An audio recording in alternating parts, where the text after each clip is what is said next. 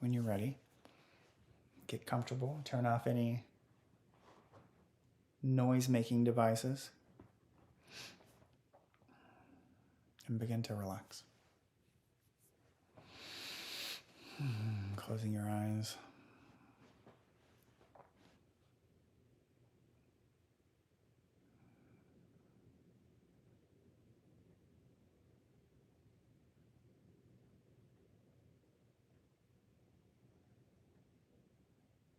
And as always, the very first thing that we do, anytime, whether in life, when wanting to be centered, with our eyes open, or in meditation, with our eyes closed,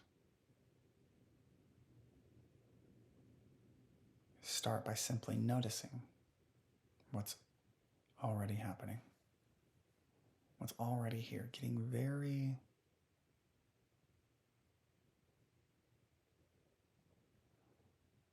there's not really a very to noticing, it's just noticing.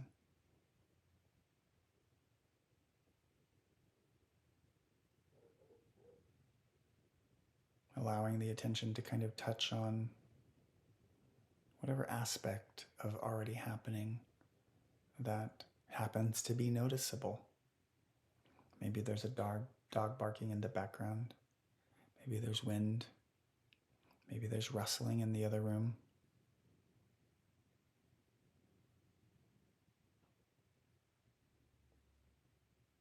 All occurring within the space of awareness, undistinguishable outside of distinguishing it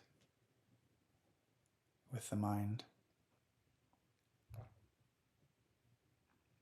So is true for anything we may be feeling, sensations or emotions. Just simply notice.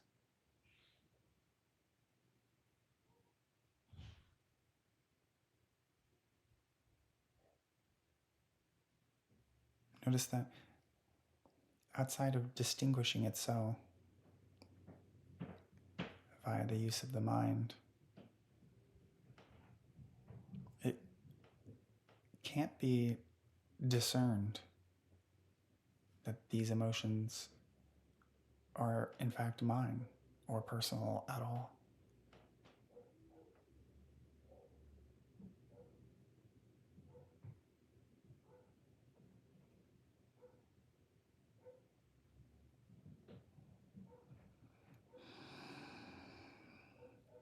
Without the mind orienting emotions,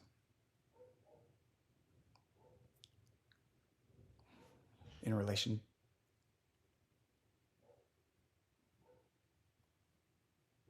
to what they mean to me.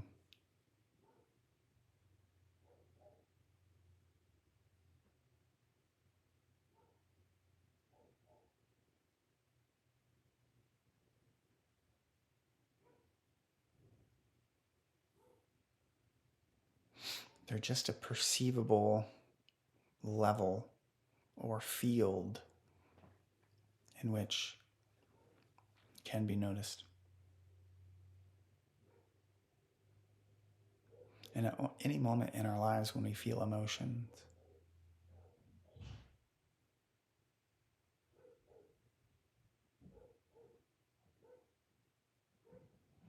it can generally be a helpful practice just to begin to think of them this way.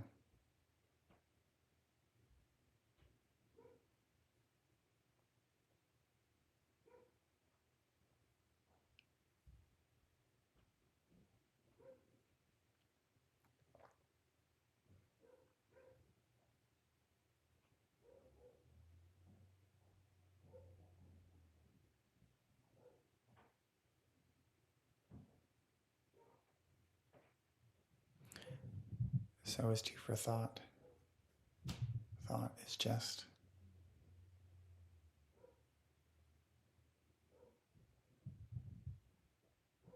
another level or field in which is perceivable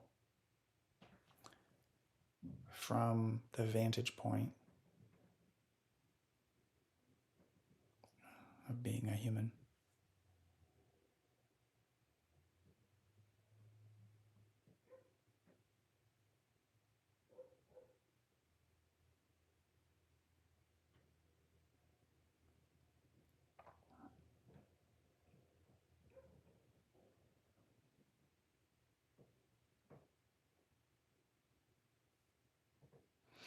So is true for the janitor or the doctor.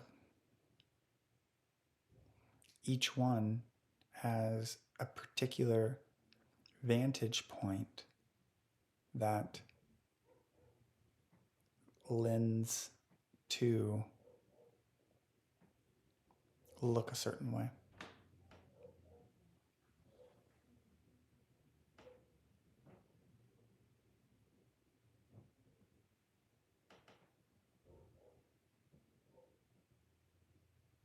So is true being a human. There's a particular vantage point that lends to looking like what it looks like, looking a certain way.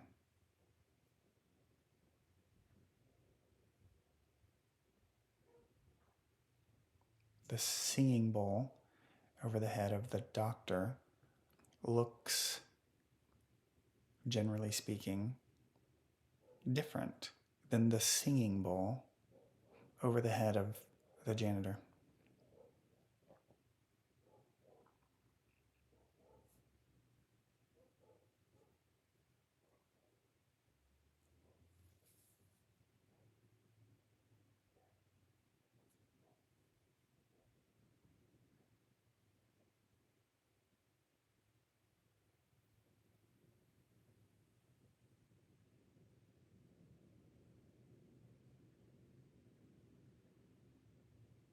Whereas the singing bowl of the doctor and the singing bowl of the janitor depicts the differences in the human experience. Or rather, the real purpose of depicting the difference there is to exemplify the way in which what we perceive is just a perspective, just a seeing bowl. It's just the perspective of that singing bowl. So is true with the more generalized example of being human.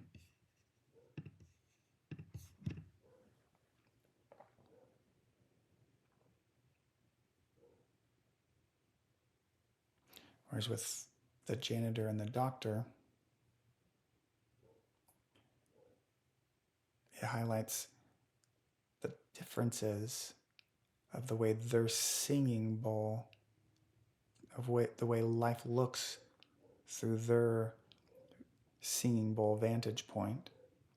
There are ways in which what life looks like is similar to all of us.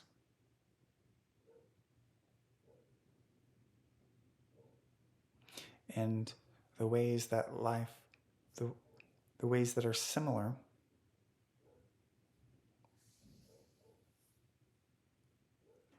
are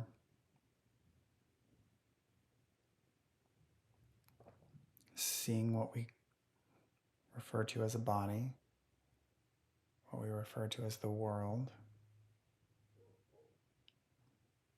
what we refer to, or what we can see as the mind creating duality. The mind, when we view through it, refracts oneness into multiplicity and diversity of people, things, and objects, people, things, and places.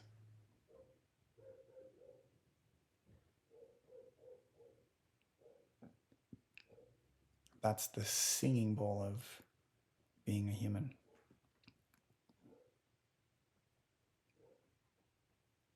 And this is true for everyone. Everyone sees a body, everyone sees the world, And everyone sees these things through the mind, which fractures oneness into multiplicity and diversity.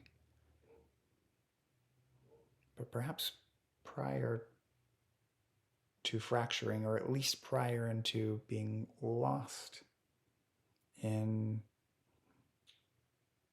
negotiating the fracture, we can tip our orange tinted glasses down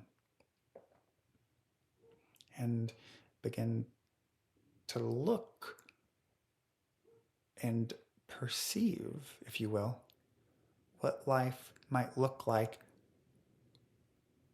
without the limitations of those orange tinted glasses, without the limitations of multiplicity and diversity.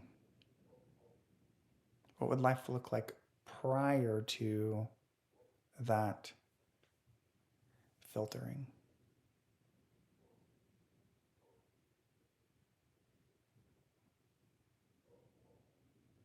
And without there being something to distinguish the people, places, and things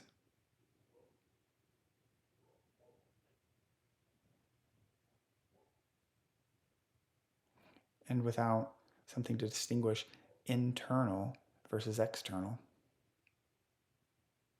Would there be any way to look at a table and say that table has an existence outside of the experience of perception?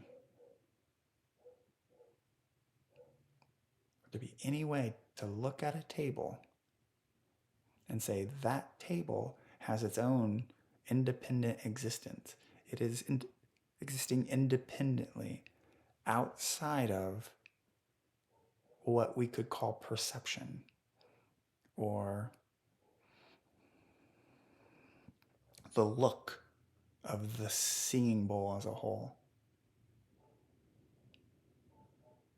Would it be possible to discern the independently existing nature of a table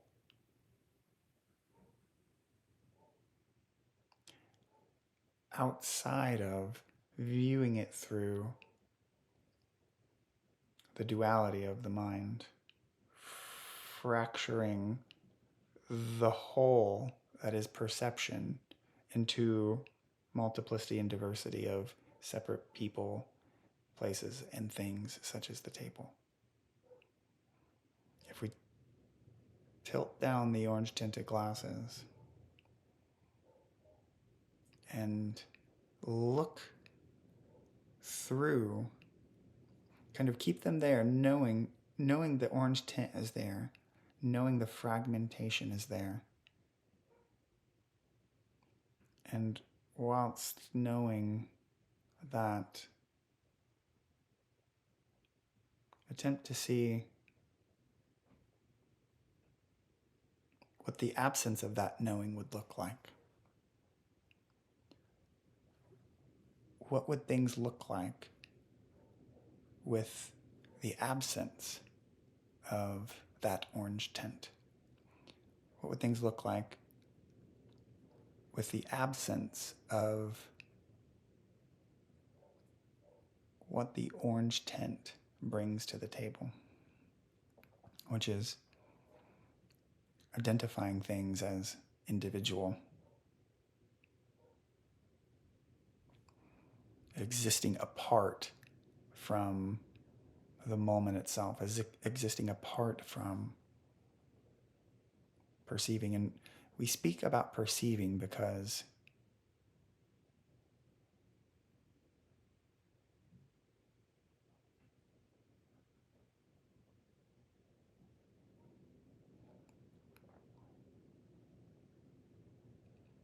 can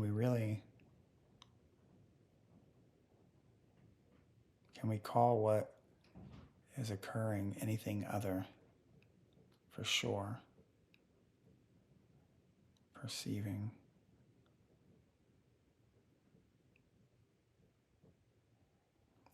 Even if we look at it from the traditional perspective of utilizing the senses of the body to perceive,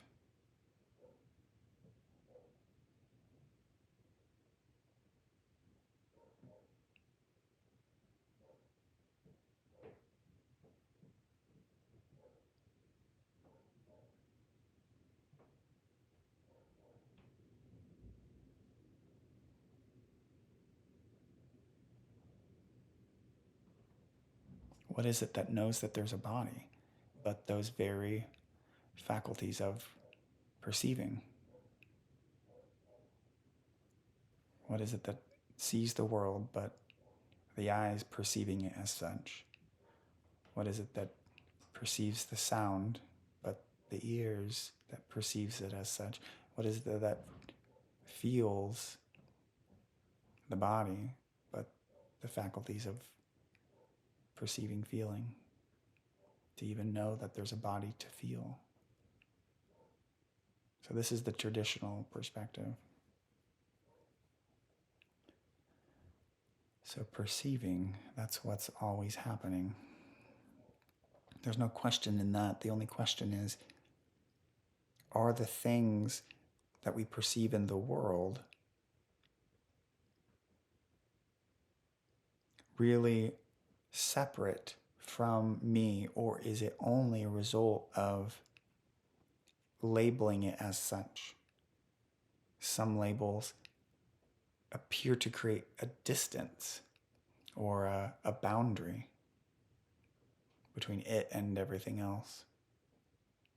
But what actually creates that boundary? Does the boundary exist of its own? Or is the boundary a mentalization? Is the actual boundary itself of the table because a label says out there versus the label that says in here? Can that boundary be found outside of the label?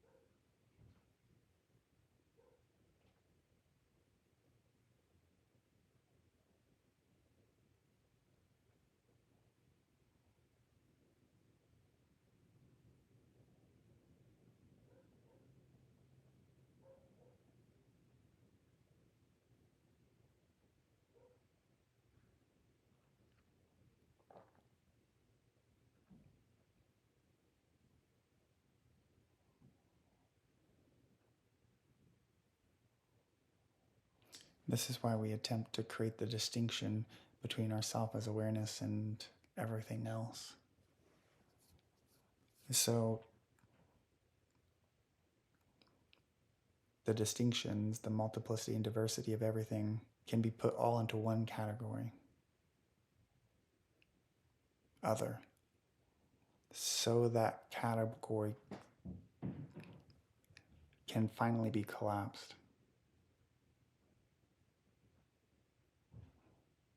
And it collapses because we stop utilizing those categories, because they are all considered other. And only when we stop utilizing the categories is it possible to collapse them. And from that perspective of all categories collapsed, can a boundary be found in that table as having or being separate or existing outside of the experience of the whole, outside of perception?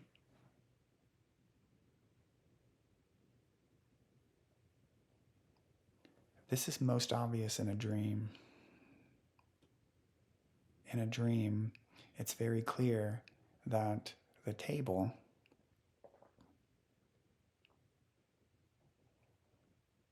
is the table's existence is dependent on the dream itself. Just as it's obvious that the character in the dream is also dependent upon the dream itself. Now, if we could utilize the word perception, in place of the word dream, we would see the relation that that has with our waking life. The dream we're perceiving doesn't have a table that exists outside of perceiving the dream world. The whole dream world is perception. Now, from the limited and localized perspective of an individual dream character, they might look through the limitations of their mind and see the table as distinguishedly separate from its environment. Well, that of course would only be a result of the limitations of that particular perspective, that particular vantage point of being that dream character. Because of course, outside of the dream character's perception, there of course isn't boundaries between the table and its environment. The table doesn't exist independently from the dream environment of which is perceived.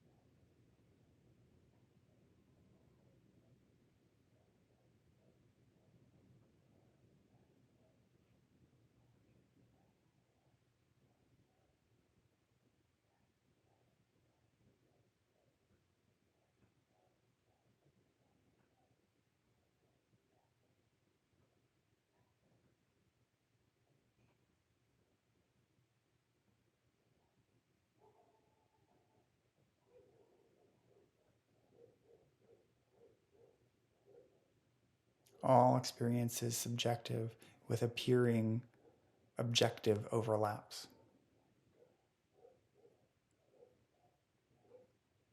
All experience is subjective with seeming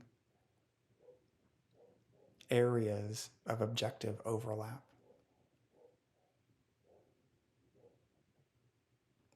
This would be the areas where the two people in the dream knock on the table and agree. This is really here, and hard and made up of matter, having an independent existence, obviously separate from us. But we're trying to break down even that area of seeming objectivity, where we collectively agree, here's the line between subjective and objective. And we do this for real empowerment.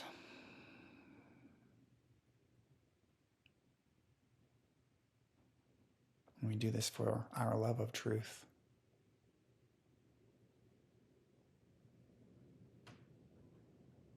And we do this for our curiosity.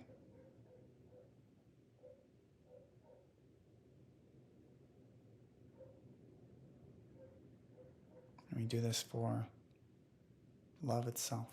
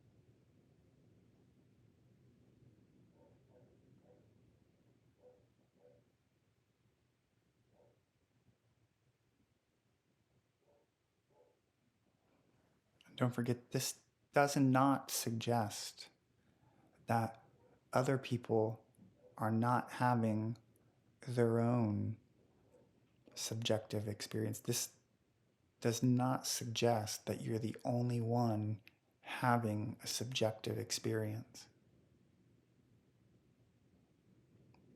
Because just like in a dream, yes,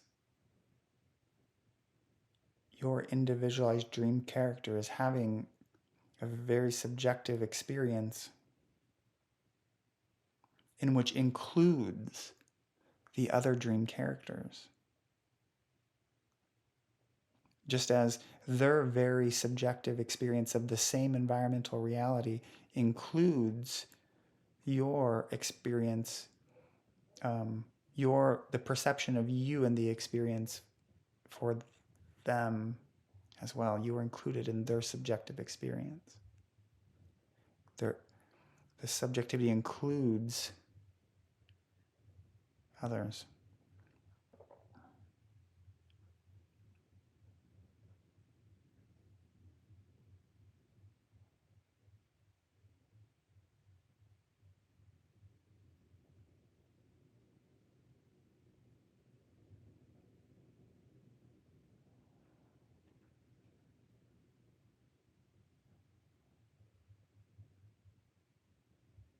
Everyone is having their subjective experience simultaneously. In some areas, it happens to overlap, and it appears objective and solid there.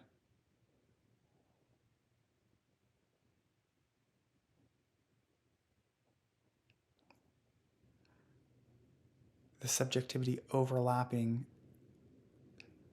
and creating areas of agreement of what something is creates the illusion of an objective something, which translates to an objective world and which has an existence outside of perceiving it.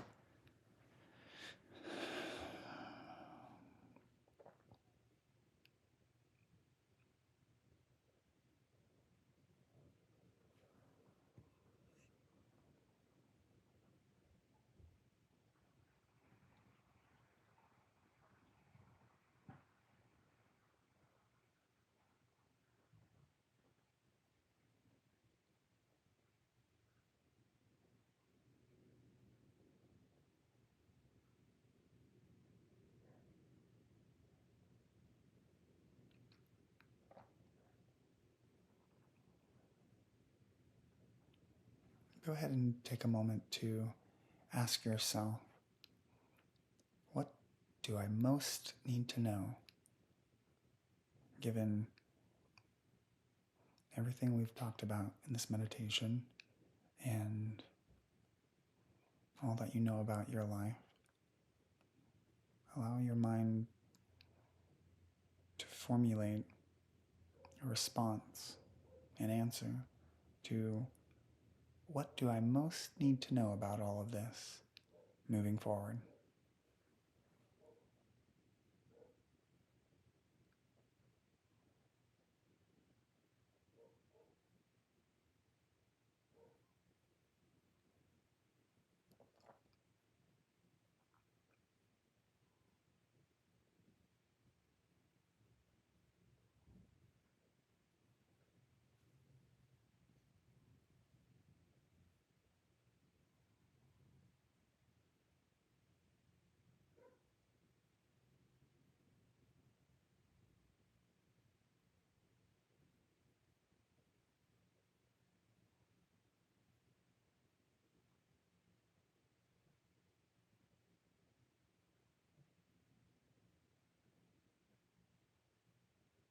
See it for yourself and know it.